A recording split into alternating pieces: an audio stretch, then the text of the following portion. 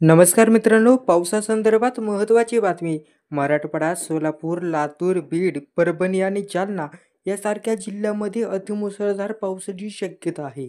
महाराष्ट्रातील शेतकऱ्यांसाठी येत्या काही दिवस अत्यंत महत्त्वाचे ठरणार आहेत. प्रख्यात हवामानशास्त्र पंजाबराव डक यांनी राज्यात पुन्हा मोठ्या प्रमाणावर पावसाचा इशारा दिला आहे.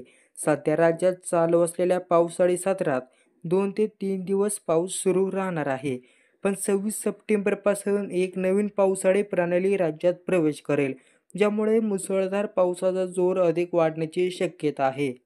पंजाबराव डक यांनी सांगितलं आहे की 21 ते 23 सप्टेंबर या कालावधीत राज्यातील वेगवेगळ्या भागात हलका ते मध्यम स्वरूपाचा पाऊस पडणार आहे.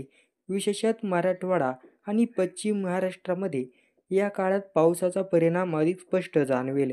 दिवसा कडक उन्हाळा असेल, पण दुपारी किंवा रात्री स्थानिक वातावरणाचा पाऊस होईल, असा अंदाज हवामान तज्ज्ञांनी वर्तवण्यात आला आहे.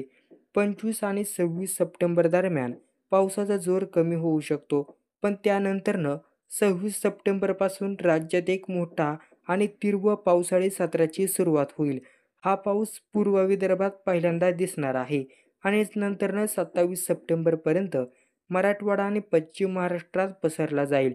27, 28 आणि 29 सप्टेंबरला या 3 दिवसात राज्यातील बहुतांश भागात मुसळधार ते अतिमुसळधार पावसाचा अनुभव येण्याची शक्यता आहे. मुंबई, पुणे, सातारा, सांगली या प्रमुख शहरांसह परिसरात अतिमुसळधार पावसाचा अंदाज वर्तवण्यात आला आहे. शेतकऱ्यांनी या भागात विशेष खबरदारी घेणं आवश्यक आहे, कारण अचानक पावसामुळे पिकांना आणि जमिनीला धोका निर्माण होऊ शकतो. मराठवाडा विभागातील सोलापूर तसेच लातूर, बीड, परभणी आणि जालना यासारख्या जिल्ह्यांमध्ये मुसळधार पावसाची शक्यता आहे.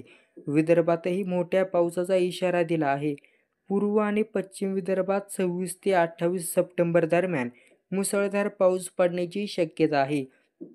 यामुळे विजेचा जोरदार स्वरूपाचा येण्याचा धोका असतो.